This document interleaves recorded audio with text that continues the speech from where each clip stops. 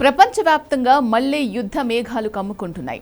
Iran America మధ్య మళ్లీ ప్రారంభమైన ఉద్రిక్తతలు మరియు పశ్చిమాసియాలో అమెరికా జోక్యం వంటి లేటెస్ట్ పరిణామాలు గ్లోబల్ ఎనర్జీ మార్కెట్ను తీవ్రంగా కుదిపేస్తున్నాయి.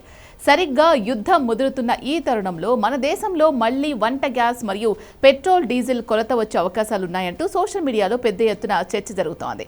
అసలు అంతర్జాతీయంగా జరుగుతున్న ఈ యుద్ధానికి మన ఇంట్లోని గ్యాస్ సిలిండర్కు ఉన్న లింక్ ఏంటి? నిజంగానే రాబోయే రోజుల్లో దేశంలో ఇంధన కష్టాలు తప్పవా?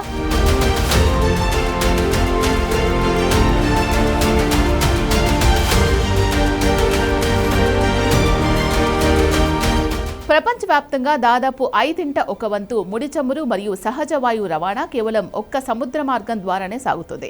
అదే స్ట్రెయిట్ ఆఫ్ హార్ముజ్. ప్రస్తుత పశ్చిమాసియా యుద్ధం కారణంగా ఈ కీలకమైన రవాణా మార్గంలో నౌకల రాకపోకలకు తీవ్ర అంతరాయం ఏర్పడింది. గతంలో భారత్ తన వంట గ్యాస్ అవసరాల కోసం దాదాపు 99% పర్షియన్ గల్ఫ్ దేశాలపైనే ఆధారపడేది. కానీ ఎప్పుడైతే యుద్ధం తీవ్రమై నౌకలు నిలిచిపోయాయో అప్పటి నుంచి అంతర్జాతీయ మార్కెట్లో క్రూడ్ ఆయిల్ ధరలు ఒక్కసారిగా హెచ్చుతగ్గులకు లోనయ్యాయి. ఈ ప్రభావం వల్లే దేశంలో గ్యాస్ మరియు పెట్రోల్ సరఫరా గొలుసు దెబ్బతినే ప్రమాదం ఉంది అనే ఆందోళనలు మొదలయ్యాయి. యుద్ధం మరింత ముదిరితే భవిష్యత్తులో గ్యాస్ సిలిండర్లు దొరకవేమో అన్న భయంతో దేశంలోని కొన్ని ప్రాంతాల్లో ప్రజలు ముందస్తుగా సిలిండర్లను బుక్ చేసుకోవడం, పెట్రోల్ బంకుల వద్ద క్యూ కట్టడం లాంటి పానిక్ బయింగ్ ధోరణి కనిపిస్తోంది.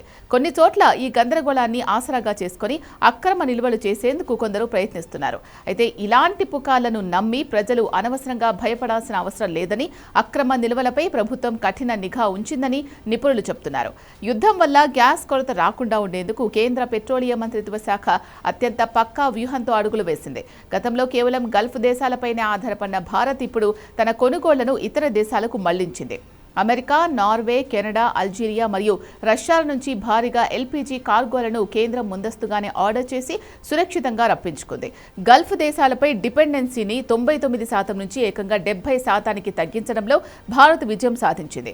అమెరికాతో కుదుర్చుకున్న దీర్ఘకాలిక ఒప్పందాల ద్వారా దేశ వార్షిక గ్యాస్ అవసరాల్లో 10% నిల్వలు ముందే భద్రపరుచుకుంది.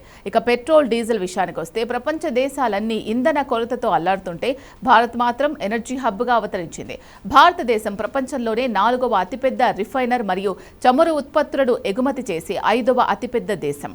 రష్యా నుంచి తక్కువ ధరకు ముడి చమురు కొనుగోలు చేసి మన దేశీయ రిఫైనరీలు రికార్డు స్థాయిలో నిరంతరాయంగా ఇంధనాన్ని ఉత్పత్తి చేస్తున్నాయి. కాబట్టి దేశవ్యాప్తంగా ఉన్న పెట్రోల్ బంకుల్లో తగినంత స్టాక్ అందుబాటులో ఉంది.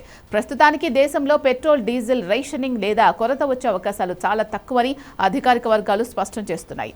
యుద్ధ తీవ్రత వల్ల అంతర్జాతీయంగా ఇంధన సంక్షోభం నడుస్తున్న మాట నిజమే అయినప్పటికీ భారత్ ముందస్తుగా తీసుకున్న వ్యూహాత్మక చర్యల వల్ల దేశీయంగా గ్యాస్, పెట్రోల్ సరఫరా నియంత్రణలోనే ఉంది. ప్రభుత్వం దేశీయంగా పైపుడు న్యాచురల్ గ్యాస్ వాడకాన్ని కూడా ప్రోత్సహిస్తోంది. అయితే యుద్ధం గనక మరింత కాలం కొనసాగితే అంతర్జాతీయ ధరల ప్రభావం సామాన్యుడిపై పడే అవకాశం లేకపోలేదు.